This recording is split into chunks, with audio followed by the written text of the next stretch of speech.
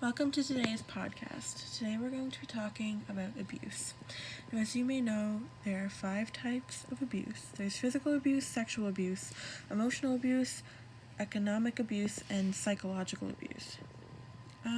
Basically, throughout your life, you can be subject to any kind of these forms of abuse through your parents, through partners when you get older, through friends, colleagues, different people in your life. And it is important to understand that you don't deserve any types of abuse, any form of abuse, or any of this. Some physical abuse examples are hitting, slapping, shoving, particularly things that harm the person. Sexual abuse, obviously, would be more of sexual contact or behavior without consent. Emotional abuse is undermining an individual's sense of self-worth, and could include name-calling, constant criticism, or diminishing one's abilities. The 4th type of abuse is economical abuse. It is defined as making or attempting to make an individual financially dependent by maintaining total control over financial resources. This one mostly in today's society happens within relationships, like with a partner, not between parents and their children, more with like a significant other. The 5th form of abuse is psychological abuse. This includes, but is not limited to, threatening physical harm to self, which in today's society could be defined as sometimes when there are 2 people in a relationship and person A decides that they want to leave the relationship, person B decides to threaten person A and tell person A that they are going to commit suicide if they leave them. This in turn is psychological abuse. Psychological abuse can also be destruction of pets and property, or forcing isolation from family, friends, or school and or work. Today, I want to focus more on spousal abuse and domestic violence. This in itself I've experienced in my day-to-day life. In my last relationship, I was subject to a lot of intimidation and a lot of threats to physical harm, not from myself, but from the person threatening to harm themselves. This is a very scary situation, especially when you're a teenager and you don't 100% know like what a relationship should yield. And I myself was trying to tell myself that this was all normal, that these things just happened, and that, there was no reason for me to suspect that this was abuse. But now, learning what I've learned and talking to people and people telling me that this indeed was abuse, I can see it very clearly now.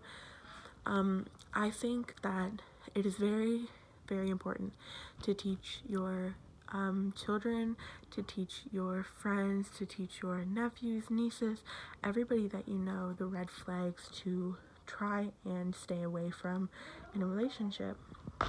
Some people tend to believe that they are ready for a committed relationship, and they're really not, and this causes stress to one person or the other. And sometimes the person who isn't really ready for the relationship becomes the abuser, in the sense that they want the person that they love to stay with them, and they can't figure out ways to do that without intimidation factor, and intimidation such as like, if you leave, I'm going to do this, or if you decide that you don't want me anymore, like I'm going to commit suicide. And these things aren't healthy. These things should not happen. These things don't happen in a healthy relationship, in a grown-up relationship. We see some instances today where women get married to a man, and they believe that they're very nice men, and they can love them like they need to be loved, and they need, they can take care of them. And abusers don't identify themselves as abusers. Abusers do not come out and say, well, guess what, like, I'm going to hit you, I'm going to have anger issues, this is who I am. Abusers can be some of the nicest people you've ever met, and they can make you feel special, and they can make you feel loved, and they can make you feel unique, and they can make you want them more than anything in the world. But it's very important to realize that when you see these red flags, especially if they're early on in the relationship, that you have all the power to leave. You have all the power to say, like, I don't want this. This is not the road I'm going to go down. This is not who I am. This is not who I want to be. And I don't want to be trapped in a relationship like this. That's why I stress so much that it is important to read up on red flags, understand your worth, and understand that you do not deserve 1 second of abuse in any single way. Obviously, here I'm mostly talking about the psychological aspect of abuse and some of the physical.